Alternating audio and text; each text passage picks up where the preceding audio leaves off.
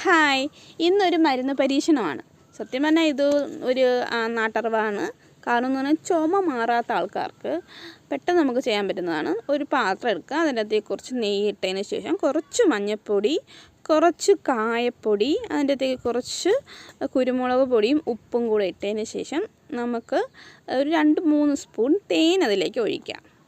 തേൻ ഒഴിച്ചിട്ട് ഇത് കുട്ടികൾക്കും വലിയ ആൾക്കാർക്കും ഒക്കെ കഴിക്കാൻ പറ്റുന്നതാണ്. എൻ്റെ ഹസ്ബൻഡിന് ഇതുപോലെ ചുമയും നല്ല ചുമയും 2 മാസക്കാലം ചുമയായിരുന്നു. പക്ഷേ ഈ മരുന്ന് കഴിച്ചതിന് ശേഷം ഇപ്പം നല്ല ചുമയ്ക്ക് കുറവുണ്ട് കേട്ടോ. അപ്പം ഇതറിയാത്ത ആൾക്കാർക്ക് കൂടെ അറിയാൻ വേണ്ടിയിട്ടാണ് നമ്മൾ ഈ വീഡിയോ ചെയ്യുന്നത്.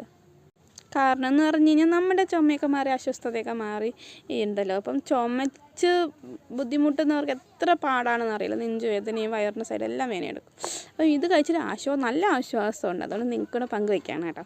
അപ്പം നമ്മൾ ഇതെല്ലാം കൂടെ നല്ലൊരു മിക്സ് ആക്കണം. മിക്സ് ആക്കിയിട്ട് തേന് നമ്മൾ ഒഴിച്ചത് കൊണ്ട് ഒരുപാട് ചൂടാക്കരുത്. അപ്പം പിന്നെ ഗ്യാസ് കത്തിച്ചിട്ട് നമുക്ക് ഈ കിണ്ണം തന്നെ നമ്മൾ അടുപ്പത്തേക്ക് സ്റ്റൗവിലേക്ക് വെച്ചിട്ട് ജസ്റ്റ് ചുമ്മാതെ ഒരു കുരുകുരാ തിള വരുന്നത് വരെ ഒന്ന് തിളപ്പിക്കുക. എന്നിട്ട്